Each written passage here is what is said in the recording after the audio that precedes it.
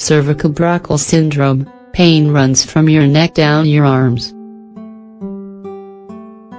We might find the name a little disturbing, but cervicobrachial syndrome is more common than we think. It means pain in the cervical region that begins in the neck and goes down the spinal cord until it reaches the arms and even the fingers. It is very disabling. However, a misguided belief regarding this condition is that it is believed to affect only people who play sports.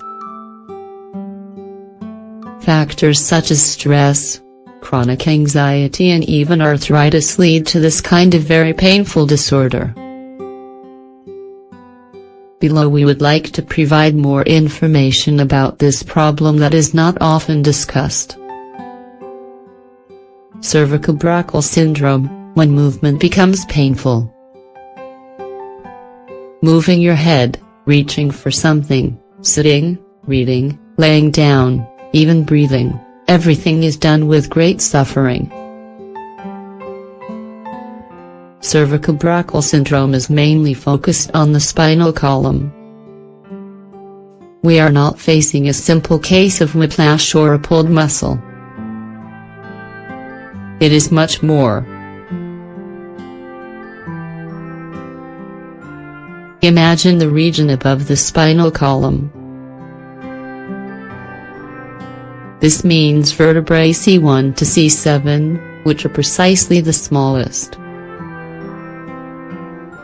Now, inside these tiny vertebrae are ligaments, tendons, muscles, nerve fiber and when some of these become inflamed, the pain reaches various areas of our bodies. It is common that the inflammation begins in the spine and reaches the shoulders, the shoulder blades, the arms and even the torso. What is the cause of cervicobrachial syndrome? Traumatic injuries. As mentioned earlier, one of the main causes of cervicobrachial syndrome are injuries stemming from an accident or playing a sport. Dislocations, fractures, sprains or muscle tears are usually the main causes. At the same time, prolonged periods of stress and anxiety also lead to this problem. This must be taken into consideration. Inflammatory processes such as rheumatism may also cause this. On the other hand, people affected by degenerative diseases such as arthritis may in time develop cervicobrachial syndrome. We also cannot leave out infectious diseases such as tuberculosis, for example. What are the symptoms?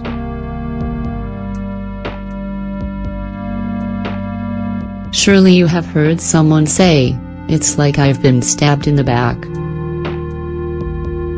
In a way, it is something similar. The difference is that, in addition to this central focal point, the pain also spreads to other regions of the body in the form of very intense heat. Cervicobrachial syndrome, in addition to this described pain, is also characterized by intense cramps, sensitivity disorders, muscle weakness, tingling or a sensation of intense cold or heat, like a burn. At the same, it is possible that we experience headaches, neck stiffness, dizziness or nausea when sitting, and almost any movement is accompanied by intense discomfort. What treatments exist?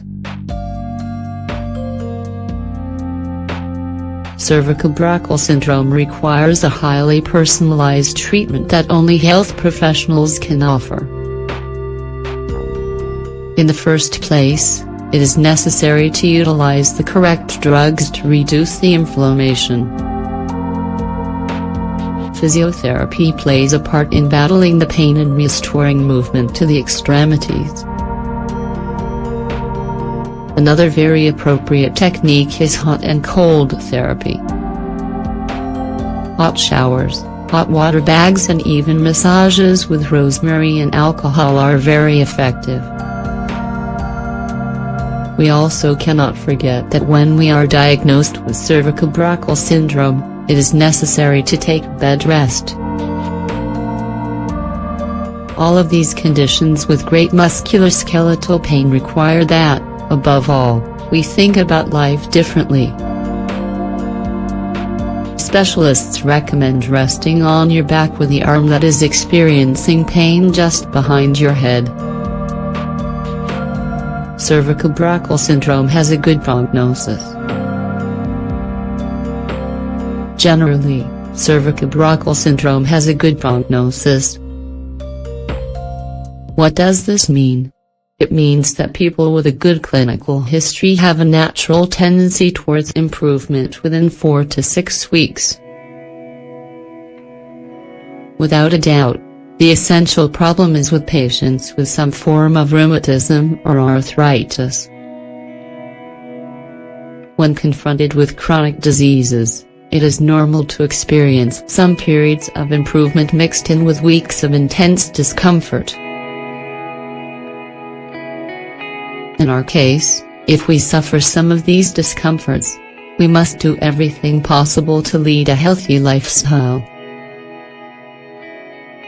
A balanced diet, moderate exercise and monitoring focal points of stress and anxiety is very helpful. For patients with more complex symptoms, it is possible to consider surgery. However, our doctors will always make that decision.